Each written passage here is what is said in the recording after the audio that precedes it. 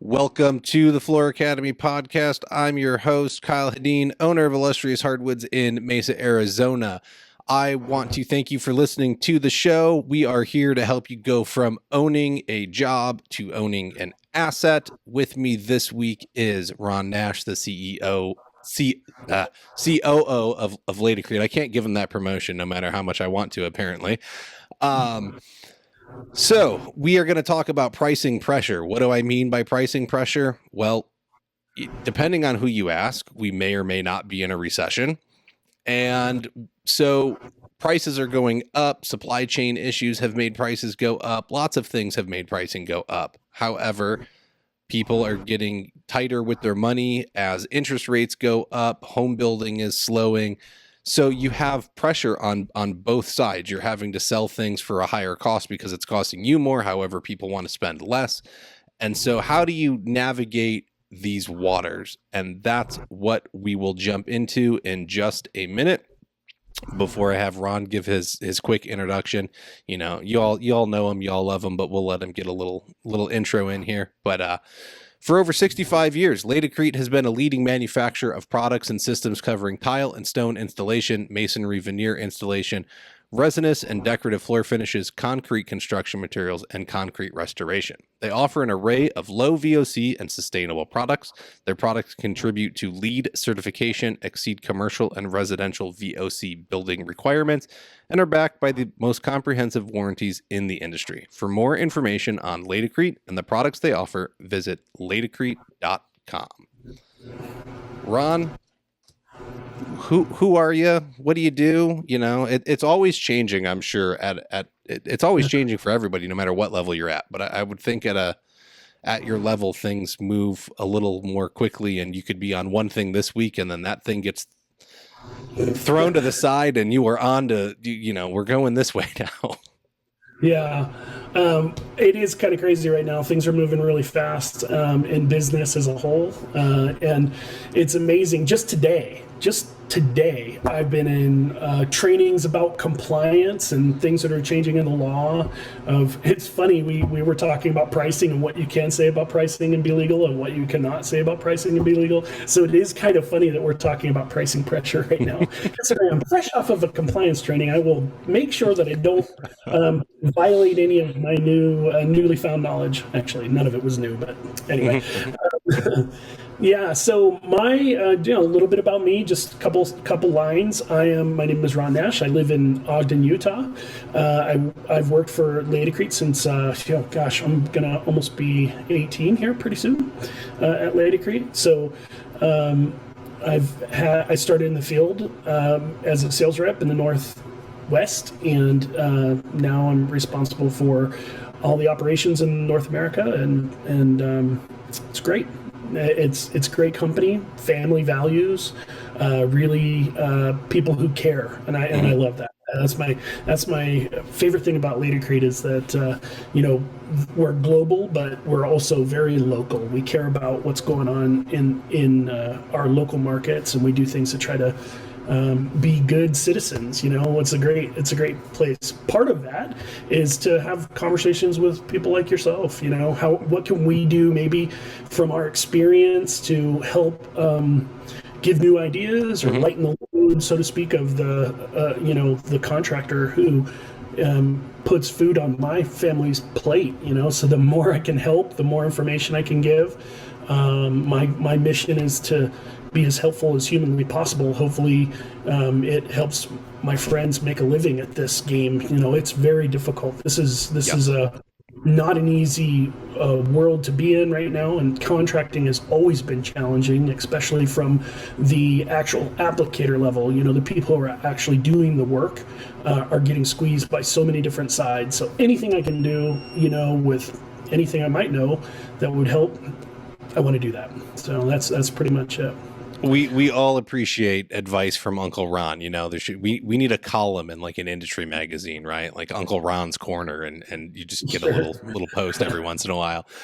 But no, I love being able to have conversations with you. I love being able to see it, not only because I know that you've dealt with contractors, the boots on the ground actually doing it and seeing how those operations work, but you also have a international company that you are a part of, and you see it from that perspective as well. And while they're similar, there are a lot of differences, and you can kind of say, you know, this is how it works over here, and this is how it works over on, you know, a smaller business level, and you can kind of start taking these things and putting them together to build the most effective business possible when you're giving out advice. And so I love being able to kind of hit the different sides of everything that's going on. So with that, you had made a comment in a group about people experiencing pricing pressure. And so I gave like a quick synopsis at the beginning, but what are you seeing, and what do you feel pricing pressure is, and how is that going to affect contractors?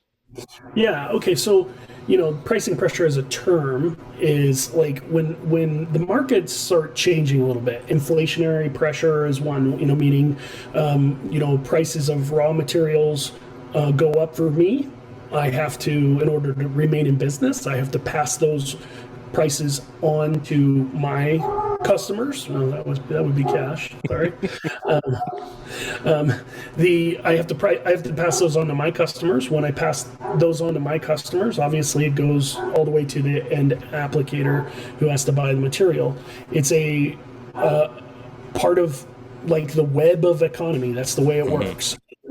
So it's pretty interesting. Those pressures come by a lot of different things. For me, and a lot of the people in our business, we've had to deal with a lot of supply chain challenges, like crazy, historical, insane supply chain issues due to global pandemic, due to energy crises that are caused by wars in Ukraine, for example. You know, these things, believe it or not, even us here in the United States, where we think, you know, we could be like walled off from the rest of the world, they all have some sort of impact on us.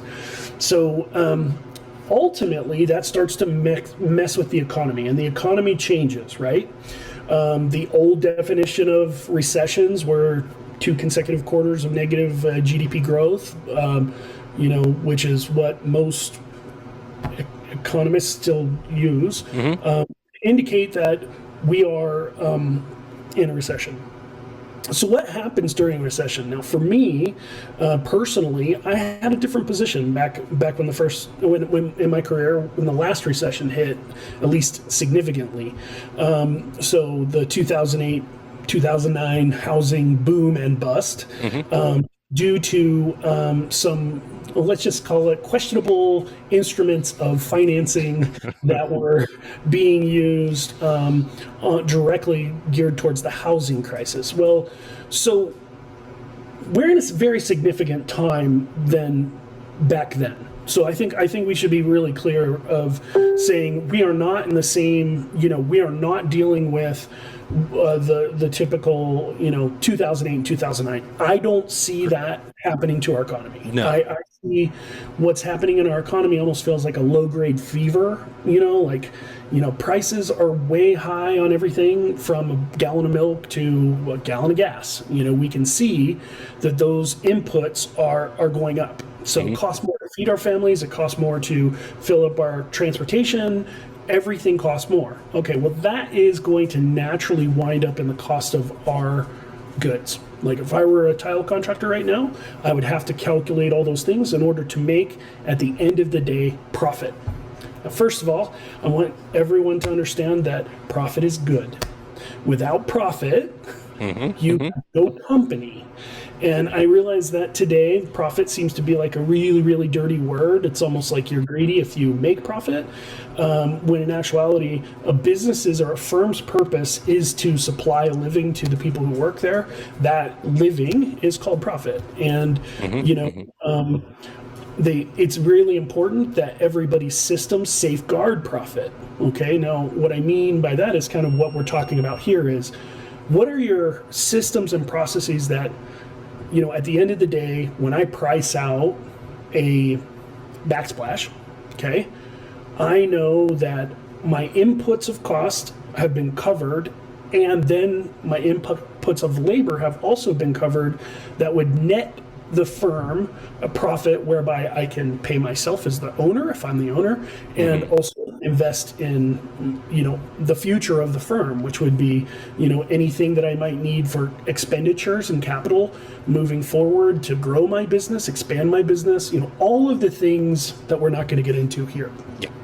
No, I got a spreadsheet for that. Like, go flooracademypod.com, go to the file section, download the business budget calculator. You can figure out your numbers. Okay. Once you know your numbers, you can be profitable to sum that whole thing up. If you're not making 10% net at the end of the day in your pocket for your company, I don't think a company's worth running. And in order to even get to being close to that, you probably have to run at least a 30% margin on everything you do. You'd rather be around a 50. So there's that basic lesson. Moving on. Yeah. Okay, great. So that's my step number one. When the economy starts to change, up or down, it really is important that each leader understand where the profit comes into the firm. Really important. Okay. And the number one mistake that I saw in 08, 09 is that people were trying to, quote unquote, keep the lights on, which is kind of a slang for, I'm going to just take these jobs at zero margin or very low margin, and just to keep my business operating. And no disrespect to anyone who's trying to keep a business operating. No, it's a hard thing. It's a challenging thing. But just conceptually, I want to just talk conceptually. Knowing your numbers is critical, because once you know your numbers, now you start to know the levers that you can pull if you need to get leaning up in order to make yourself more competitive in a competitive environment sometimes is necessary. Okay. I would suggest that even more important than that, the knowledge of the market, of where you service, and the pricing bands that apply in each market are really important. What I mean by pricing bands and is that every market that exists, there are low end, medium end, and high end work. You can almost assume that when you study every single marketing book out there, they'll always start to say, okay, well, you need to striate your market, meaning understand where you fit and the products that you apply where they fit, and then hopefully you're studying enough that hey, there's a lot of jobs in this market that are the medium end jobs. They're not necessarily the high end, super, $100,000 glass shower would maybe, let's call it, installation would be super, super high end. I guess in the wood flooring business would be your really rare woods, precious woods, those kind of things. Yeah. Art installations, those kind of things. We could call that the really, really high end. Mm-hmm. Well, every good business leader that I've ever met knows this is my market service area, and this is where we fit inside that market service area with excellence, meaning these are the bread and butter jobs that we have built ourselves to go get. No, I say that. Maybe high end is where you've decided that you're going to go. Great. The vehicle in your business, and the marketing vehicle in your business to go get those jobs, needs to be tuned to that type of clientele. Mm-hmm. And the big mistakes that I see are that people make far too many assumptions about what they know about a business. And they say, oh man, in my market. The most inaccurate phrase that I ever hear are the words, in my market. Okay. And 90% of the time is because they've lost a job, or they've lost maybe even several jobs in a row, and then they start making assumptions about what's going on in the market. Yeah. And you got to be really careful.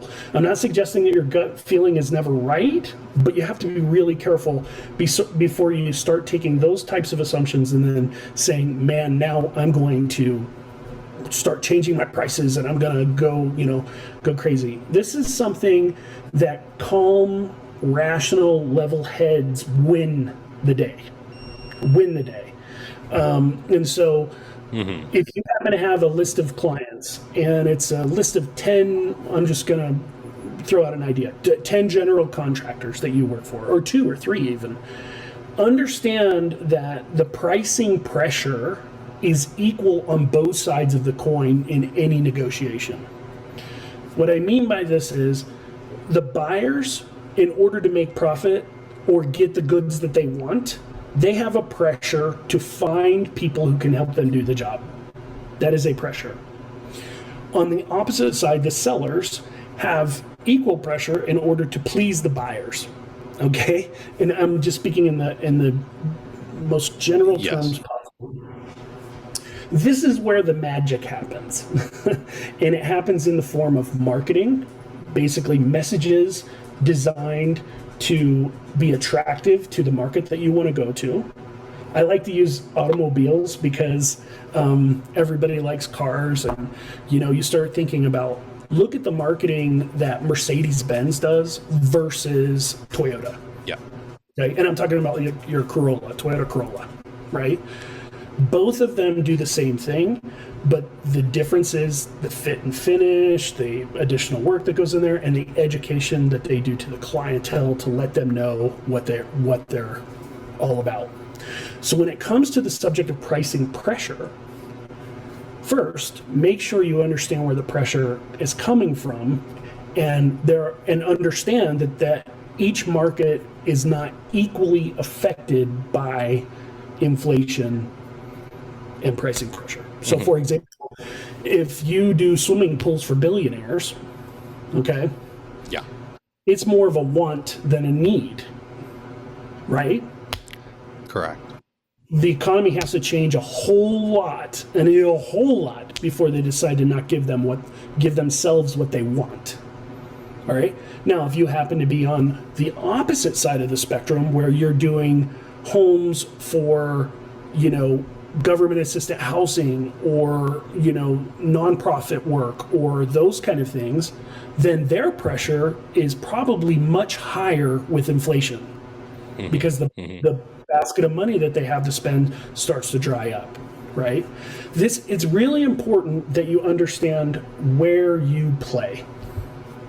No, I totally agree. You have to know that ideal clientele. You have to know how they operate.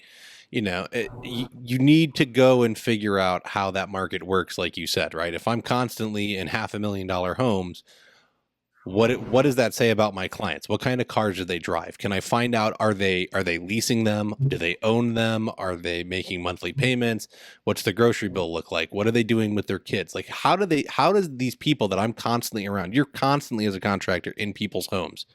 You have to have the conversations with them about how they operate, so you can learn how to understand them, so you can not only better market your company to them, but in situations like this that Ron's talking about, right? We have to be able to go and understand how do they view what's going on in the economy and how is it going to affect them? Because if all of your clientele right now is going to drop out of your bucket because they can no longer afford your services, now how do you run your company? Where do you go? Because changing your messaging that you've been putting out there for 3 to 5 years, that's not easy to do overnight. That takes time. And so you can't just jump up to doing the billionaire work.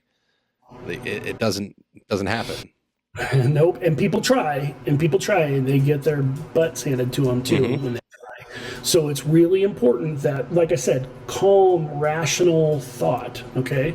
So now let's say you're in a market and the economy's just changed too fast and you're stuck kind of. You're going to take a ride for whatever you're doing. Okay. So first and foremost, you can't cut your way to success in a lot of different things. So you got to be very careful that you don't damage your company as you start austerity measures, meaning measures that are going to make you cheaper.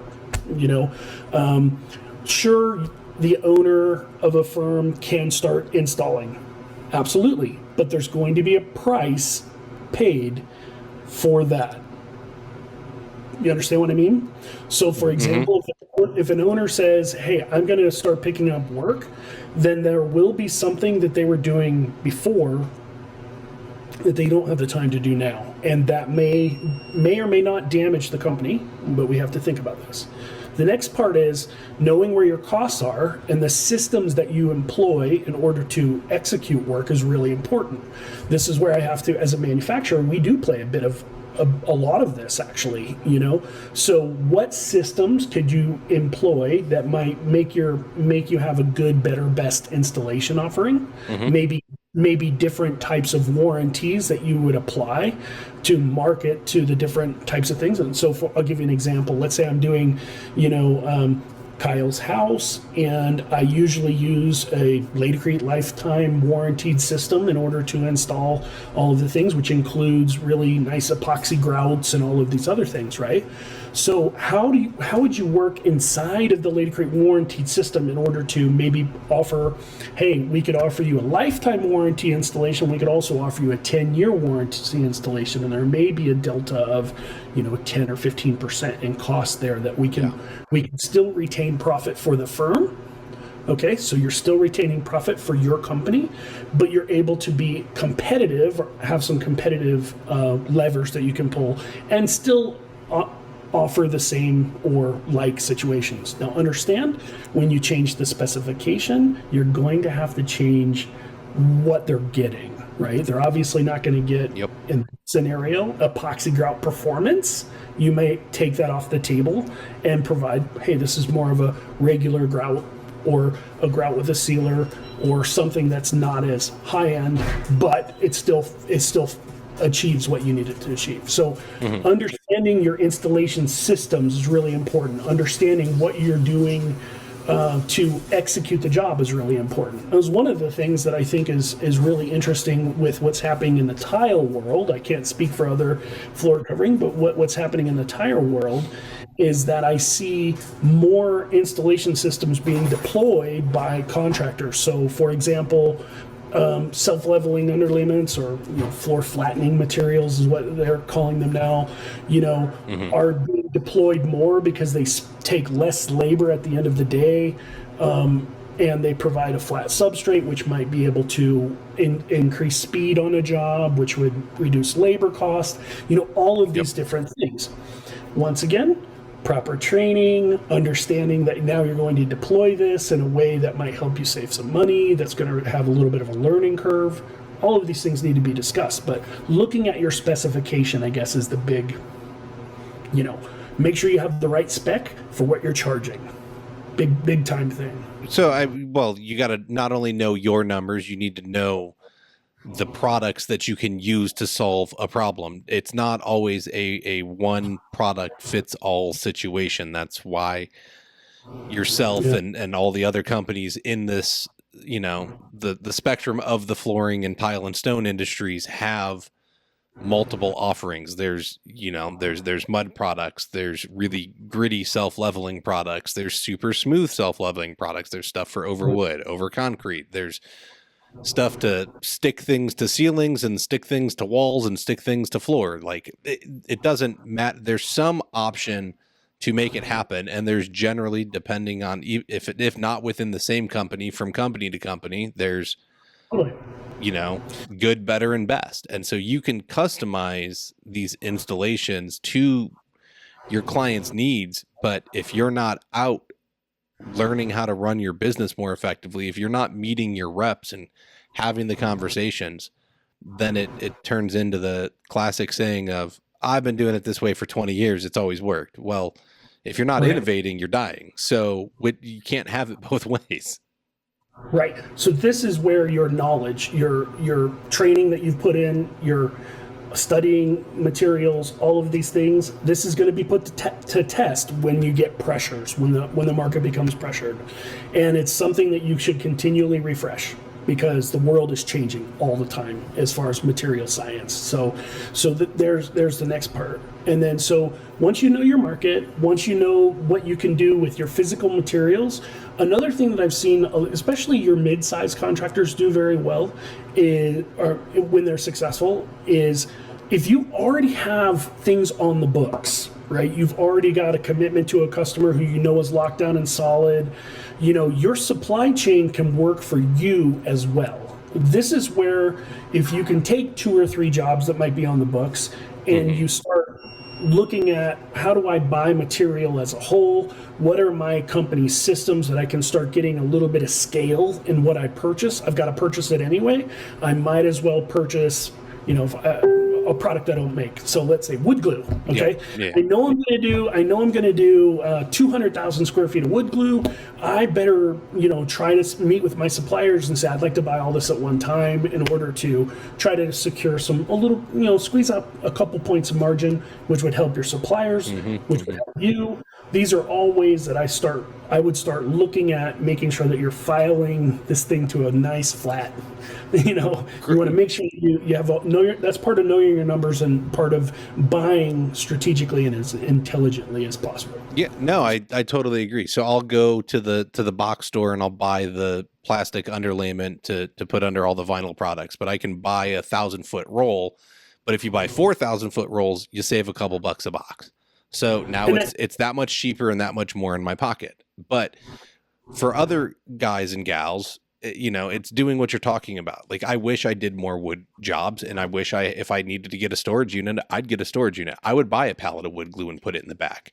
If you're building a shower every week, you're going to need material for all of them, right? So why not buy a pallet of mortar? You don't think you're going to go through it fast enough? Team up with another person locally, split the storage shed, split the pallet, and call it a day. Like, there are ways to get ahead and save some money, because if you start buying things by the pallet, you save more money than one bag at a time. You don't have to run out to the store 15 times a project, which time is money.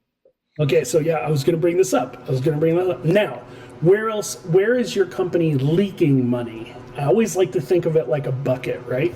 Every company has a bucket full of water, and every company has some little pinholes in that bucket, every single one. So now you start thinking about, okay, where can we get more efficient, right? I want to make sure that I'm driving to the job site one time, not driving to the job site, driving to the supply house, driving back to the job site, driving to the supply house, and I have met contractors who go to the supply house every single day. And that is nice if you want like a free cup of coffee and you really like the guy that's worked behind the counter. There's nothing wrong with having friends. I love all that. But at the same time, if you think about $5 a gallon gas, that all is a leaky part of your bucket. And so being as methodical with your workload as possible, meaning we're going to go on Monday, we're going to stage our jobs on Monday and make sure we have everything, and then we're going to bang out the work until all that stuff that's there is there. And then anything that I might have left over, this is I see contractors waste all the time, like an enormous amount of money, by the way. They will overbuy for a job and leave it behind, or they will, I see just we got 5 more tiles to set and they're mixing up a whole bag of thin set. I see that happen all the time. These are little behaviors. They're just like little behaviors that wind up leaking little bits of profit that in a constrained market, those little leaks wind up making it so that you're losing the job at 5% less than your competitor, where you're just basically not looking at your waste hard enough, and you probably could have won that job and done a lot better. So looking at your systems and processes as far as making sure you have efficiency is massive. By the way, manufacturers are no different. You guys, I mean, if this sounds rehearsed, it's because in operations, I'm continually meeting with people, making sure that we use up, I call it, use up all the ink in your pen before you buy a new pen. And it's something that's like really small, but it's a great object lesson. If you just think, it's really not that big of a deal, or we just waste this a little bit, it's not, in the grand scheme of things, it really doesn't add up. Oh, you want to bet?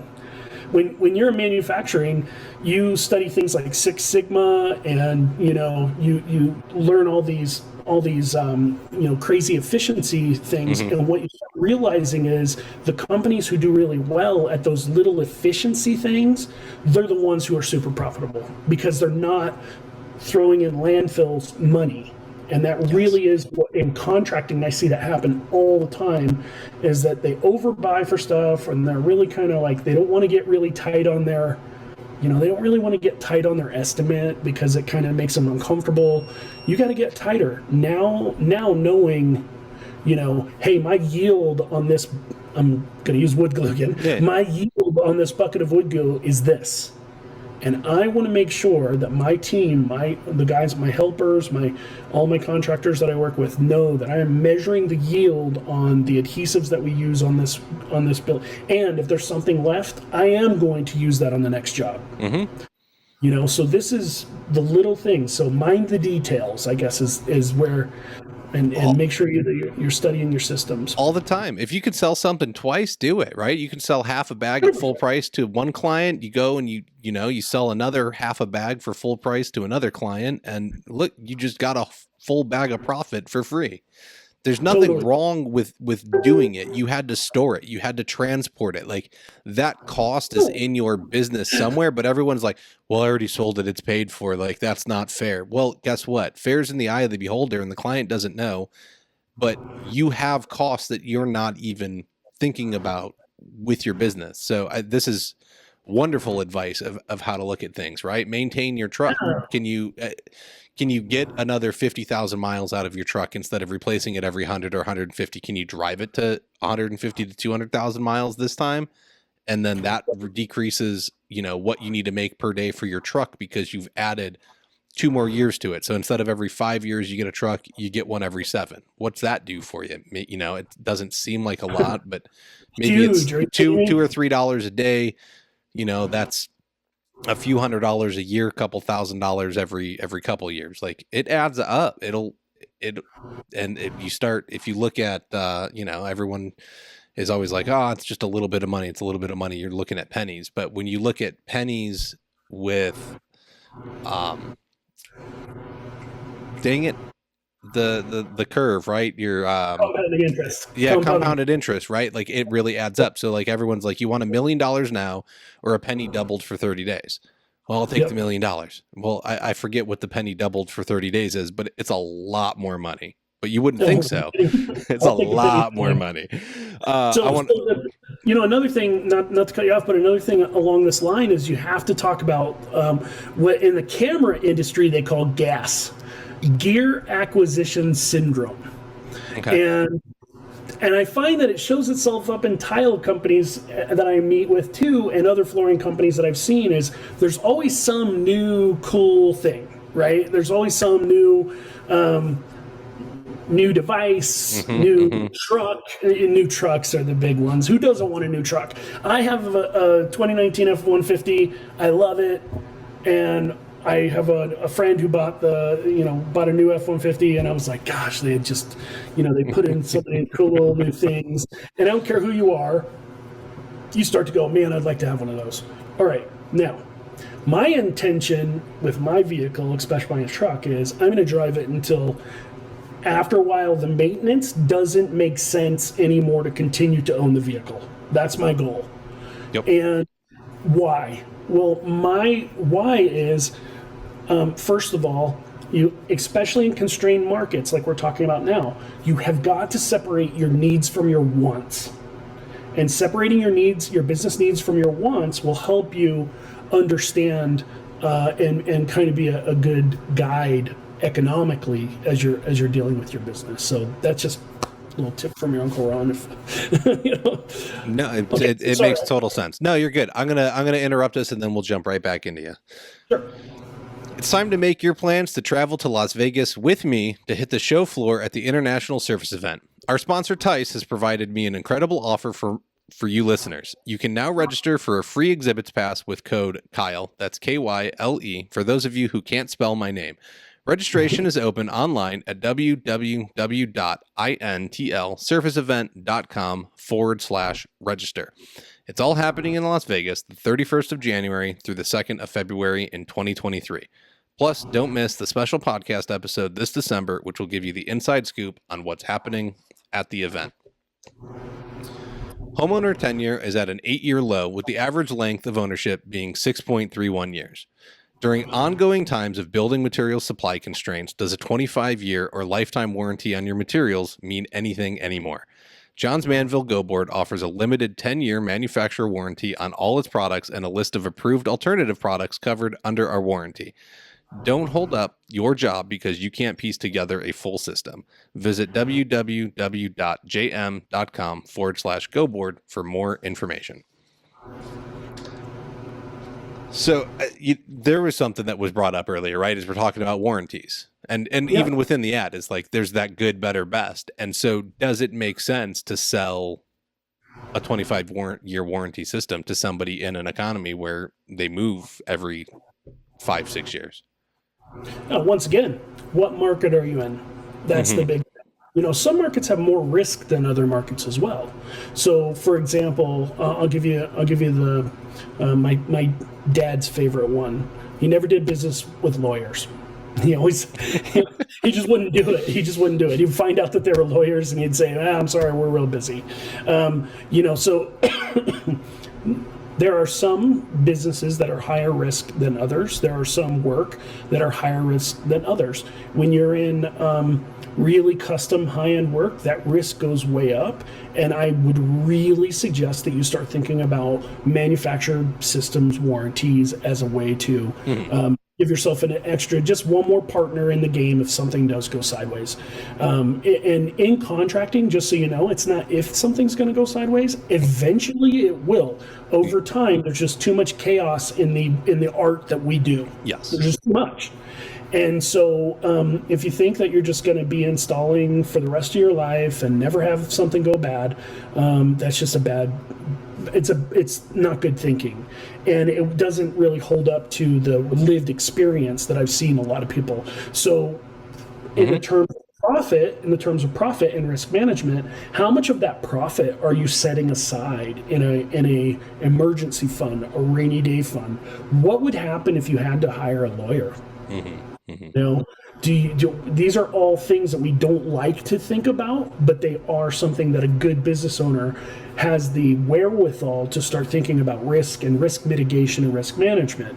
So I love my friends at John Mansell, and there definitely is an argument to be made. Hey, look, supply chain's crazy, systems might not work. I completely understand that. I Mm-hmm. never argue with that, but at the same time, it depends on the risk. Is how I have to. I totally agree. Right, if you're installing tile that costs $50 a square foot, or you get $100 a square foot, if you start getting into some of the thin gauge porcelain panels, Oh, yeah. if you would normally put a wall tile up for $3 a square foot, which I know that's even low. Don't get mad at me, folks. Right, we're throwing out numbers. Yeah. You can install a $50 square foot tile for $3 a square foot. There's too much risk. You have to up your price. Your price needs to match the cost of the materials going in. If you want to go install 99 cent a square foot laminate flooring, if you can even find that anymore, I don't even know if you can find that, but okay, look, installing it for $1.50 a square foot, probably a fair price, because you're pretty much installing garbage at a garbage price, but your garbage price, if you set it up properly, should be able to afford you to, after a few jobs, pay for a failure if you're saving the money. But if you're making, $100, $200 a project, and you're installing $5,000 tiles, that's not going to work. And so once again, you have to know your numbers to know how to incorporate into your business so that you can even navigate the waters of everyone saying, well, you're super expensive. Well, maybe I'm not expensive. Maybe you just can't afford me. Maybe you are expensive, right? Like, start looking at it. And Ron's got great points of trying to lower, can you come down slightly in price, still maintain a margin, be profitable, keep your employees around, keep everybody happy, but then can you tighten up the leaky bucket somewhere else, right? Can you get a patch on it so that you lowered margins, but you're saving money elsewhere, which actually raises your margins back up because you're no longer leaking that money. So you don't have to have as high of margins. So it can all start balancing out as we move through this. And then, yeah, you came down in price, but you found savings elsewhere. And so you can still end up at that same bottom line you were hoping for. Right. And general contractors like to throw around the word value engineered, which is basically a fancy way of saying, I don't care what the architect design and designers wanted. I'm going to try to put this thing in, I'm going to plug the hole with a product and we're going to make it happen. So knowing and being really cognizant of materials will help you in those types, because otherwise the value engineering sounds like this. If you want the job, you're going to lower your profit to a point where it's going to hurt. Do you want the job or you don't want the job? And I like to have people who are educated enough and work with people who are educated enough that they can move the specification around in order to still achieve that understanding that there are variable costs in my business, meaning costs that I really don't control but I have to pass forward, and then there are fixed costs in my business that are going to be part of my overhead whether I like it or not. And understanding the difference between variable and fixed is massive. It's huge. It's because then you know where to apply the maximum leverage in your negotiations to make more, land more jobs. While I'm on the subject, it's never too late to study the art of negotiations. It never is too late. Everybody wants to be a great installer, but nobody wants to study sales. Well, and I got to tell you, there's nothing wrong with understanding that selling is also an art. It's an art to make people feel comfortable that you are the professional that they want on their job. It's not going to happen naturally. You have to understand how to present yourself, and that you can get yourself into markets that are much more profitable, and you'll also be able to do what I call flipping over rocks. Sometimes you got to be able to flip over rocks.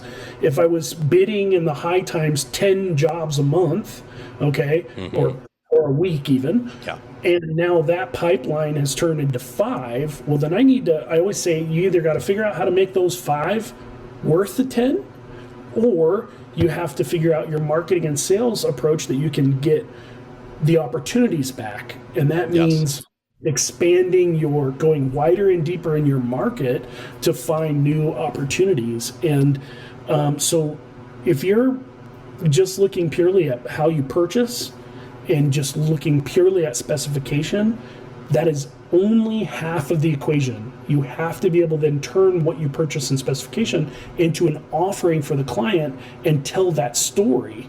That's called marketing and sales. Nothing gets made until something gets sold, my friends. And so if you're not studying sales, then you're missing out on what naturally is going to keep you alive on your business thriving during down economies. People who can sell really well never have a problem. In fact, I find that people either can sell so well that they skip out on the application part and they're not studying application, and they kind of, they have quality issues, or they have super high quality and they think that they're too good to sell, and then they do super high quality and they have no work. And so I like to use Star Wars in this. You have to find a balance in the force. This is where you're knowing your market, knowing your numbers come in. Yes, sure. It's something that it plagues, I think, small businesses in general, but definitely the contracting industry, in that, when you break it down simply, like contractors make widgets, okay?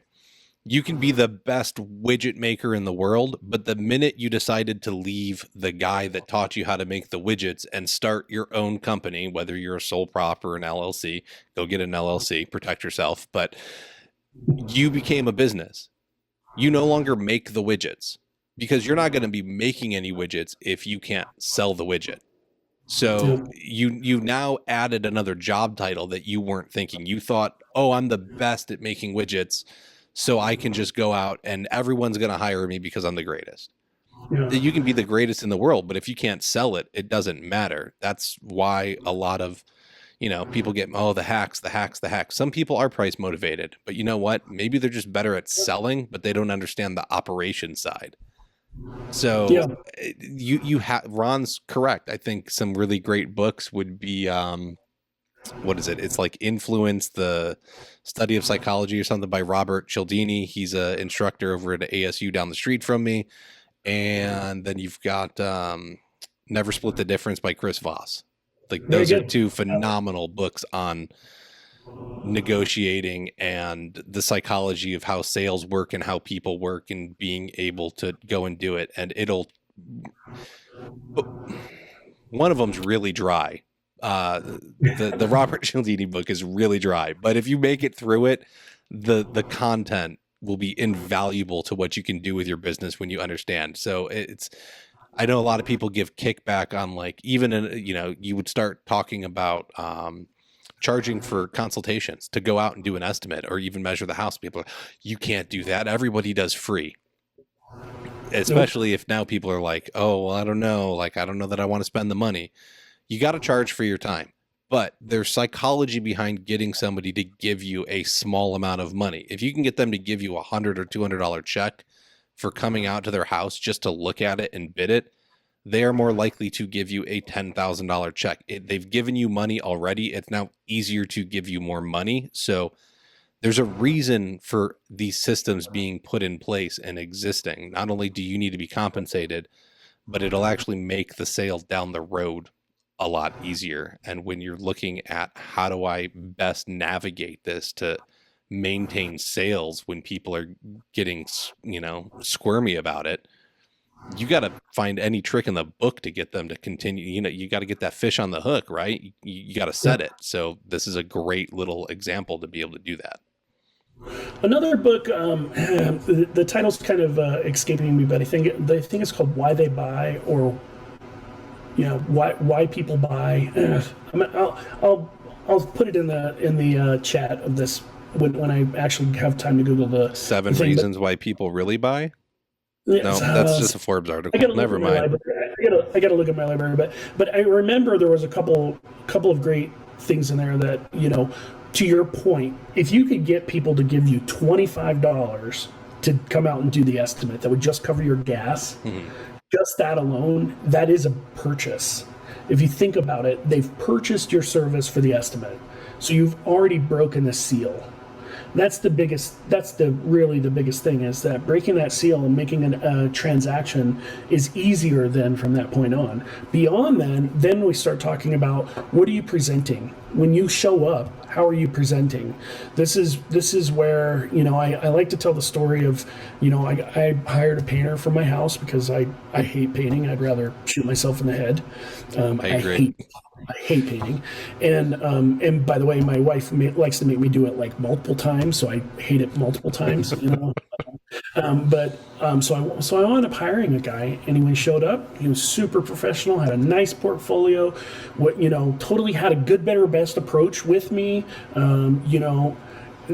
His best approach was really cool. I'm sorry, I'm gonna go on. No, you're good. Let's do it. His best approach was really cool. He said he pulled out his cell phone. He has 2 cell phones, and he says, the people that hire me that buy my best package, and the best package was like plug out, like sanding all the holes, filling all the things, he broke down the job, like what he was going to have to do.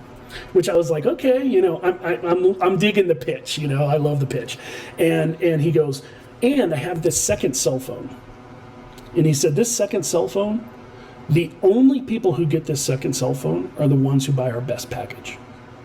And he said, I don't care, 24 hours a day, 7 days a week, I have this cell phone on me. And you will get a hold of me if you dial this number. But that's only for the best package. And he said, and I realize that you have just kind of a simple job. You probably don't need that. He said, but if you do, I just want to let you know that's part of the service with the best. And I sat there and I thought, dude, what a awesome pitch, because what it's doing is it's basically putting a value to good service and saying, hey, I understand this is just a simple job. Maybe you don't need my best service. Maybe you don't want to pay for my best service. But if you do pay for my best service, you get so much more, and I thought, wow, what a great way of dealing with a fear. First of all, everybody who hires a contractor has a fear that they're not going to show up. Yeah. That they're going to have 5 different jobs going, and they're going to leave your house a mess and not really do the work, and then you're going to have to chase them down and all of those things. Well, how great would your package be if you were like, I have a velvet glove service that I provide everyone, whether that's a good job, a better job, or the best job. But if you buy the best, you get unbelievable service, and you're paying for it. And so I find that people just start, they, even in service, even in how much you're approachable and how much they can contact you, that is a product. And so And when I deal with recession, you start thinking, what are things that you do as a service anyway that you could start saying, well, you know what, on a job that has super low profit, that might be a level 1 rather than a level 10, you know what, they shouldn't get the same service as my level 10 because I'm expelling capital. My bucket is leaking for those jobs that are not netting me the same amount of profit. And so then you start giving packages. Hey, we have different packages of service. Totally understand. You want a value engineer? No problem. We'll go down to the mid grade. Totally good. We're happy to do your job. Totally happy. Then you have something that you can negotiate that doesn't cost you hard capital or cost you less hard capital in order to delight the customer. And that really is just, and once again, you know what we call that? Marketing and sales. Yep. Well, you're talking about changing the scope of work essentially. And if like I have a set way that I go about my installations, how I prep the floor, how I want to install the floor. Are there quicker ways to get around it and do it? There sure are, but I'm selling a premium service right now, and I only want to work with people that want to buy a premium service. You know, let's say the economy completely tanks it, right? And home prices somehow crash again, and all these investors start buying them up, and they want to come in and they want to pay a guy $1 a square foot to do it again. Dude, I can install your laminate all day long for $1 a square foot, and I can make money at it, but I'm not going to prep the floor nearly as well. I'm not going to offer like any kind of extended warranties. I'm not going to make sure to answer my phone at all hours of the day. You know, like you're going to get the bare minimum from me to be able to go in, bang something out, because that's the only way to be profitable at that kind of a price. And so, yeah, you when you start feeling these things, you have a set way that you like to do your operations, but can you change how you're operating so that you can speed something up, right? Do you have to be as meticulous about your prep, or is there, contractors are known perfectionists. Like that's just how artisans are, right? It's gotta be perfect. No, it doesn't. It doesn't.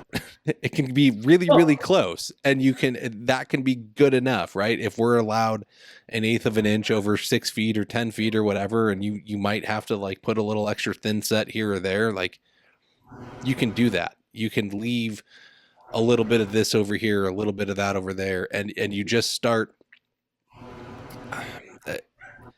You don't have to invest as much time. You can find ways to speed up. I guess that's so. Let me help you. Let me help you with this. This is. I want to make sure that, to be clear, that I don't think anybody's saying that you don't do things towards standards or industry standards. Yes.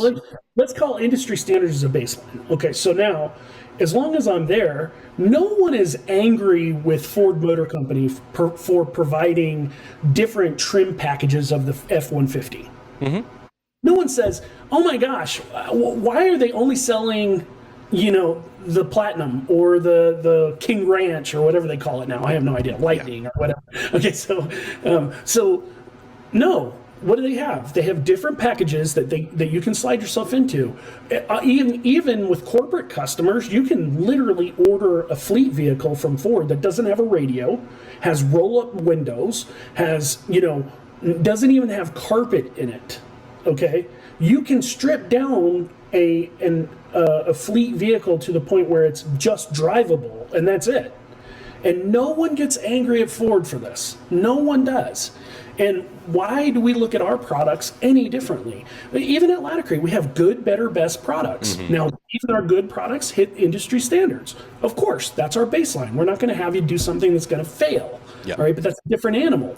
Now we're talking about how does that apply towards I am selling an installation of a hardwood system or of a carpet system or tile. It doesn't matter. You got the same thing. You should think about the trim packages that you're offering, just like Ford Motor Company does, until you get up to the top where people are more aspirational. Of course, what I found is that in contracting, people want to have one answer for all things.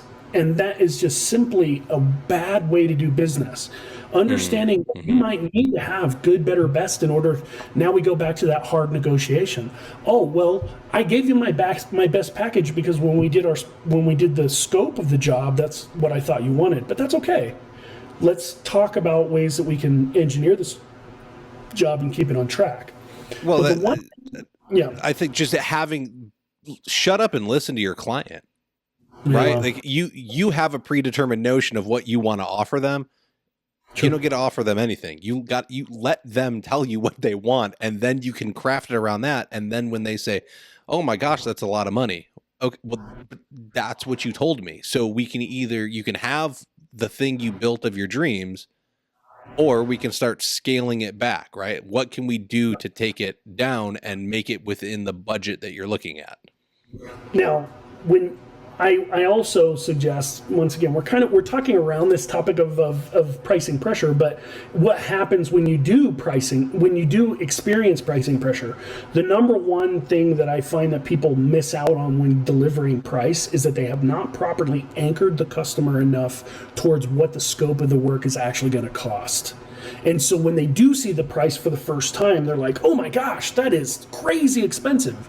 Well, in actuality, there's a lot of opportunities that you could have done in your systems in the beginning to condition them to what these jobs actually cost. Mm-hmm, mm-hmm. And I find that this is where, if you happen to be in a situation where you can show portfolios to people, and you could show like, hey, our standard package for a bathroom installation costs, around here. This is where they typically fall. Now, they can go all the way up to here, depending on what the range is, and making sure that you're keeping that conversation as live as possible to help people, not hit that bad acid taste in their mouth, like, oh my gosh, this is so much more expensive, is really important. And in fact, if you do have a lot of sticker shock, make sure your packages that you're delivering are really consider, are you partly responsible for that sticker shock, or have you been educating the customer as you go as to what things are? When it comes to working with general contractors, I'm a recovering general contractor, man. I was with Clayton Construction before I came to Laticrete. I am geared, general contractors are geared to whittle price down. Okay, this is where knowing your numbers, knowing your market, having an acceptable profit range, and then sticking by your guns will pay you. Because here's the thing, the pricing pressure is happening at general contractor level as well because the lack of labor in the field.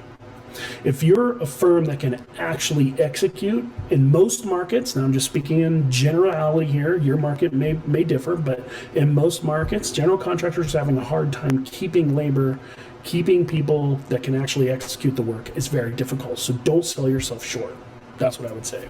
Not only that, but I know a lot of people get upset trying to work with general contractors. Oh, they never want to pay. You're the guy offering the premium services. You're higher priced for your market. And they always think I'm expensive. Okay, so ask them, how many contractors have you gone through trying to get projects finished recently? How many times have they had to get called back out and gone and like to fix something?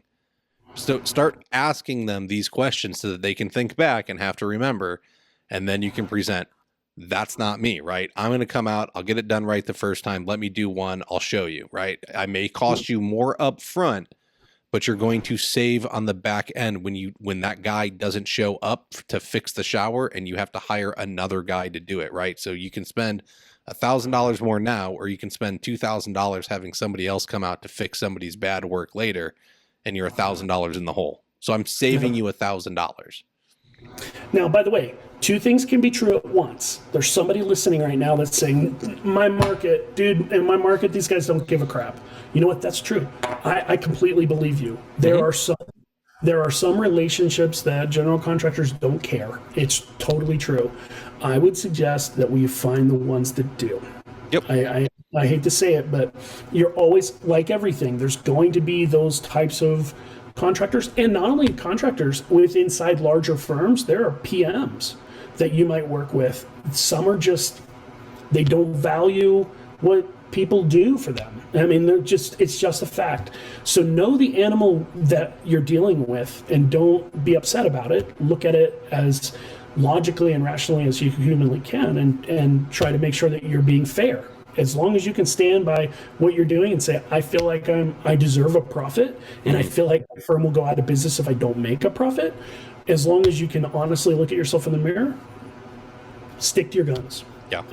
Nothing should be done for free. Not everybody's your client. They're never going to be, and you don't want them to be. No, it's true. It's really true.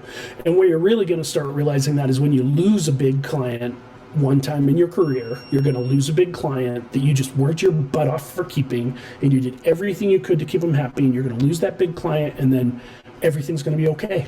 The next client that you get, and you're going to go, wait, I don't have to deal with all this crap I was doing before? What the heck?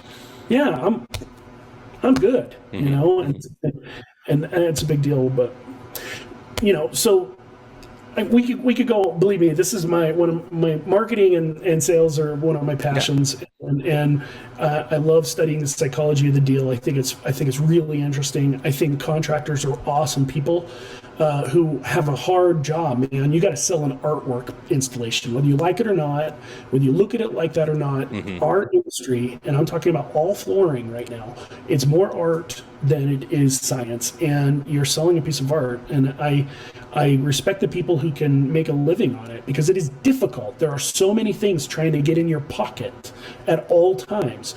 Crazy supply lines, cost of shipping goes up, freight, fuel goes up. Bad estimates. Everybody misses something sometime, you know? And then that client who's unreasonable, that is all a reality. So make sure that when you're figuring out how much things should cost, that you've at least meditated upon all of those things. And say, you know what, my business will thrive and endure as long as I make this gross profit margin, and then do yourself a favor and set a line and don't go under it. You've got to have a walk away point. And because if you don't, I've watched real heartache. I've seen real heartache happen. If you're buying work at cost in order just to quote unquote keep the lights on, things get pretty ugly pretty quick because people stop investing in marketing, and then before you know it, it's a downward spiral. And one of your customers goes out, you're in trouble. You know, well, you can't maintain anything. You can't buy anything new. You can't continue to put gas in the truck to get there, right? Now, well, I don't need this tool. It's a real rarity, and you go and you pawn it, and then you have the project come up that you need it, and you don't have it. You can't afford to go buy it. You can't get it out. Now you got to turn that project down, and so now you haven't worked, and you got to go pawn some more stuff or sell it, or you end up trying to work for somebody, but they're paying you cash under the table, and it's not enough. And like, I get it. Yeah. It's not easy. You have to know your numbers. It goes back to this very basic discussion of how much do you need to make a day? How much can you get done in a day so that you can figure out what your numbers need to be and go from there. You know, and you need to constantly keep track. You're going to get faster at things. You're going to get slower at things. And so you have to reevaluate every 6 months at a minimum, I would say, if not more often, quarterly at least, to really know, is this profitable? You know, people think that prices don't change on items, and so you're going to the store and you're buying things. And I know recently, like, don't take the last 2 years as an example, right? But like traditionally you could go to the store for 2, 3, 4 years and a Hot Wheel was $1. Well, they're like $1.50 now. So you can't buy 5 for $1 anymore. You can buy 3 for $4.50. Like, I'm 2 cars short and I'm not happy about it.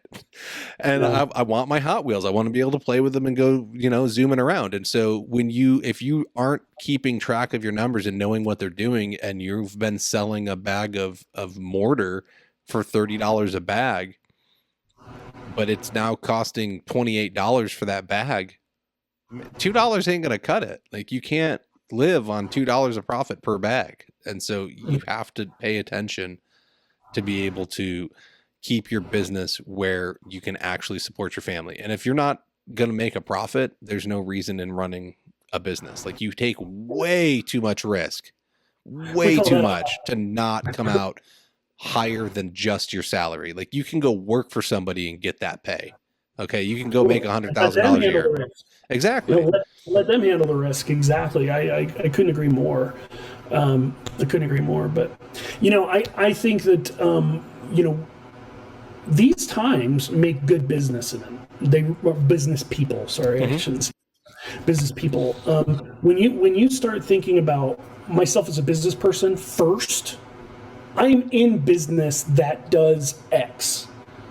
Even saying that, I am in the business that supplies X, means that you're putting your business forward, front and center. So that means that you have consideration of human resources, marketing, of supply, of inventory management, of all of the things that my company that I work for has, you have, but maybe it's scaled to a smaller degree, or maybe you're huge, maybe you're scaled to a bigger degree. But the point is all of my departments, you do.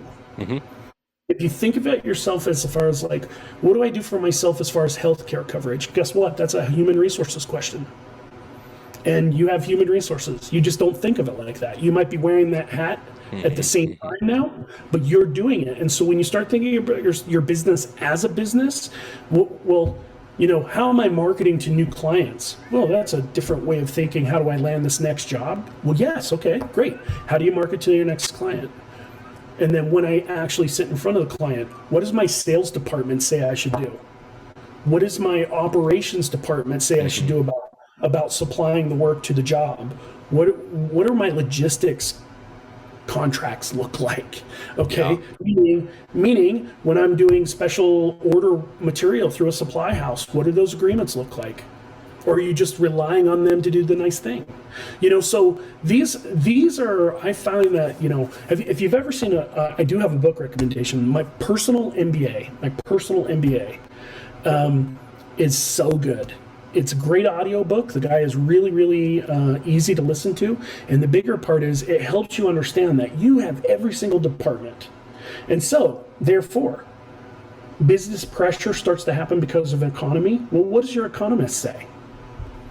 What does your business economist say that's going to happen to your business? And so maybe that's you right now. Okay, well then you need to be sitting back, thinking about what does the real estate market in my area that I service look like?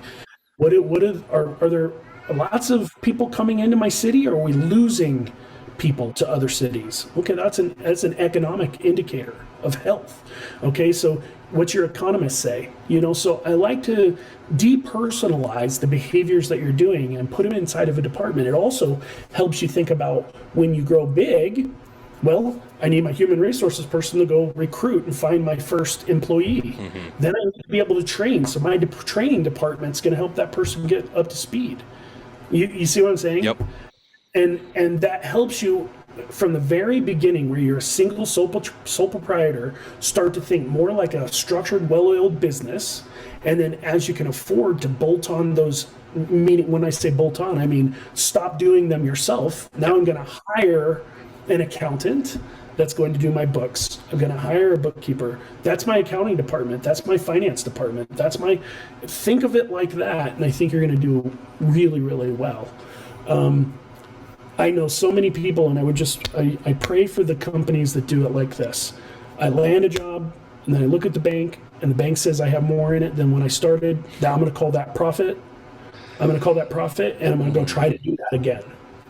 Yes. Doesn't work. It's a road to nowhere. It's a road to nowhere, and it's a terrible feeling, actually. And I'm speaking from personal experience of running a small business myself. I know the temptation. You just look in the bank and say, I got more money, so everything's good. And it may not be. Yes, you definitely need to know where your costs are, and set aside the taxes, and know that you have insurances coming up, and that you got to pay for gas, and that you owe the supply house $20,000 for the month, and just because it goes back to the classic contractor move of, I got the $50,000 deposit, I'm going to go pick up the new F-250 dually to put a down payment on, and then you can't afford to buy the materials, and you don't have any money to pay the guys on Friday. But boy, you got a really nice truck to make payments on, but how do you make payments? So then you got to go land the next project to steal that money to pay the deposit, for the materials and last week's payroll, and you're always running ahead. You can't do it. You got to know your numbers. And then Kyle, insert market pressure, which is what we're talking about now. Oh, your stress level is going to go from 0 to 1,000 real quick. And that's a tough life. I wish, and if anybody in here is listening to us right now is thinking, oh, that's really come on, nobody does that. Oh, I wish. Oh, I wish that nobody did that. I really do, Happens all the because time. it happens all the time. It happens every Sad. day. Yes, it's very very sad. And your book recommendation, the Personal MBA by Josh Kaufman, is amazing. Yeah, Yes. we that was a book of the month for Floor Academy at one point.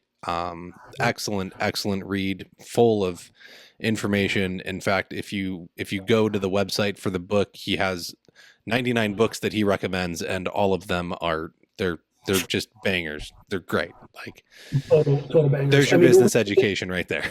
no kidding. If you don't have the opportunity to go to college and or didn't want to go to college or whatever, you still need to know how to do a business. This is, I feel, such a great outline. It's such a great outline. At least start there. Give yourself that, start there, and then I think everything else will work out. For sure. Totally agree. All right, Ron, I want to be respectful of your time. Is there anything that we didn't hit on that we need to? Not really, not Okay. really. I'm excited to. I thank you for working it with contractors like this. I really think that, having a voice like yours, just a guy who knows the business because you lived in the business, it just makes things so much more real for people. And I hope that we have more humans like you out there trying to make contracting is a tough business, and Mm-hmm. it's not anything that. Unfortunately, we don't have great trade schools that really help in this particular Correct. area. Don't get me wrong, there are some, but it's just not as widely universally known, and I think that guys like you that are actually helping and directly trying to have conversations like this are really good. So I commend you for it, and Thank you. I appreciate supporting you in your effort. I really do. No, I appreciate the support from Laticrete and all the sponsors, but I needed it. I needed it. That's where this all came from. Is I was like, I don't know what I'm doing, so how do I do it? And I just started having the conversations. And if I'm going to have the conversations, somebody else is going to be interested. So it's been a great adventure to learn and be able to grow. And look, you can go back and listen to 3 years worth of episodes at this point, and you can hear Yeah. growth in me not only being able to podcast and hold an interview, but of my business and how that's going and where it's going. And if you look at the way some of the episodes like line up, you'll start to notice trends sometimes in like, hey, this 2 months, like a lot of these things relate to here. Well, sorry folks, like I have my own personal struggles and I'm going to get caught up in my own head, and that's what I needed help with at the time. So those were the conversations I was having, and that's what stood out to me in life. But they're all there, right? They're all mixed together now. You got 3 years, 150 plus episodes to go through. Go through the archives. There is great content everywhere within them. And, I, once again, thank you for coming on again, Ron. I very much appreciate it. Check out flooracademypod.com. You can find out where you can hear all the different podcasts there. You can go to the store, and Ron mentioned earlier that profit isn't a dirty word, so you can pick up our new Profit Isn't a Dirty Word hoodie or t-shirt. It's going to start getting cold out when this episode airs. You can help support the show at Patreon/Floor Academy. Even $5 a month goes a long way to helping to continue to produce the content. And I think that'll do it for us this week. We'll be back next week.